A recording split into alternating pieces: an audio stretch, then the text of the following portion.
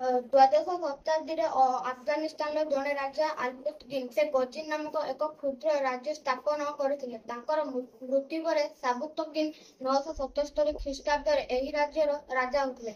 ସାବୁତକିନ୍‌ଙ୍କ ମୃତ୍ୟୁ ପରେ ସୁଲତାନ ମାହମୁଦ 997 ଖ୍ରୀଷ୍ଟାବ୍ଦରେ ଏହି ରାଜ୍ୟର ଶାସନ କାର୍ଯ୍ୟ କରିଥିଲେ। ସେ ତାଙ୍କ ମନରେ ମଧ୍ୟ ଏସିଆ ଜୟ କରିବା ପାଇଁ ତାଙ୍କ ମନରେ ଉଙ୍କି ମାରିଥିଲା। ସେଥିପାଇଁ ସେ ଏକ ବିରାଟ ସୈନ୍ୟବାହିନୀ ଗଠନ କରିଥିଲେ। କିନ୍ତୁ ସେ ଭାରତର ବହୁଳ ଧନରତ୍ନରେ ପ୍ରଲୋଭନ ହୋଇ ଭାରତକୁ 1000 ଖ୍ରୀଷ୍ଟାବ୍ଦରୁ 1087 ଖ୍ରୀଷ୍ଟାବ୍ଦ ମଧ୍ୟରେ 17 ଥର ଆକ୍ରମଣ କରିଥିଲେ। ମାମୁଦ ମୁଲତାନ, ଥାନେଶ୍ୱର, ପଞ୍ଜାବ ଅଧିକାର କରି ନିଜର ବୀରତ୍ୱର ପରିଚୟ ଦେଇଥିଲେ।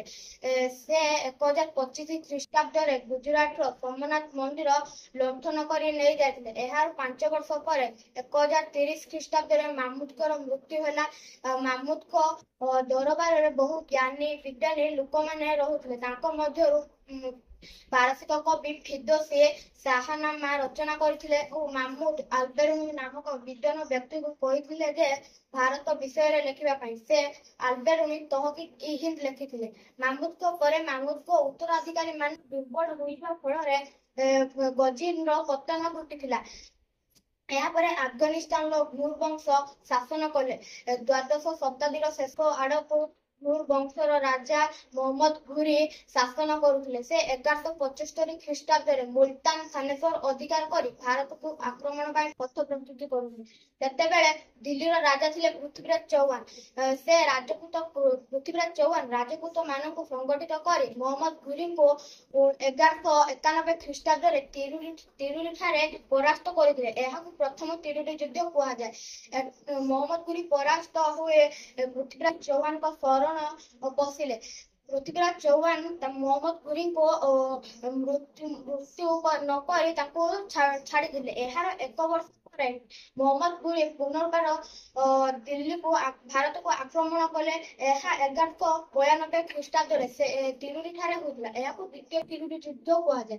ଏହି ଯୁଦ୍ଧରେ ଦୁର୍ଭାଗ୍ୟବଶତଃ ପୃଥ୍ୱୀରାଜ ଚୌହାନଙ୍କର ମୃତ୍ୟୁ ହେଲା।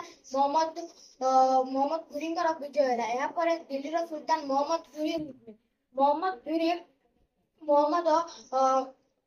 ମହମ୍ମଦ ଘୁରି ଏହା ଦେଖି ତାଙ୍କର ସାଙ୍ଗ କୌନଜ୍‌ର ରାଠୋର ବଂଶର ଜୟଚନ୍ଦ୍ର ମହମ୍ମଦ ଘୁରିଙ୍କ ସାଙ୍ଗରେ ଚାନ୍ଦୁଆର ଠାରେ ଯୁଦ୍ଧ କଲେ। ଚାନ୍ଦୁଆର ଅର୍ଥ ହେଉଛି ଚାନ୍ଦିନୀ। ଏହି ଯୁଦ୍ଧରେ ମହମ୍ମଦ ଘୁରି ବିଜୟ ଲାଭ କରି ଭାରତରୁ ବହୁଳ ଧନରତ୍ନ ତାଙ୍କ ସ୍ୱଦେଶକୁ ନେଇ ଚାଲିଗଲେ।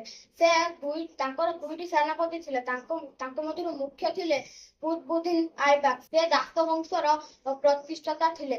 ସେ କୁତବୁଦ୍ଦିନ୍ ଆଇବକ୍ ବୁନ୍ଦେଲଖଣ୍ଡ, କାଲଜ ଓ ମହୋବା ଇତ୍ୟାଦି ଅଧିକାର କରିଥିଲେ ଓ ଅନ୍ୟ ସେନାପତି ଥିଲେ ଇଖ୍ତିୟାର ଉଦ୍ଦିନ୍ ଖିଲିଜୀ। ସେ ବଙ୍ଗ ଓ ବିହାର ଅଧିକାର କରିଥିଲେ। ମହମ୍ମଦ ଘୁରିଙ୍କର 1206 ଖ୍ରୀଷ୍ଟାବ୍ଦରେ ଲୌହଠାରେ ପ୍ରାଣତ୍ୟାଗ କରିଥିଲେ। ତାପରେ ଭାରତର ରାଜନୈତିକ ପୃଷ୍ଠଭୂମିରେ ଅଷ୍ଟମ ଶତାବ୍ଦୀରୁ ଦ୍ୱାଦଶ ଶତାବ୍ଦୀ ମଧ୍ୟରେ ରାଜପୁତମାନେ ଶାସନ କରିଥିଲେ।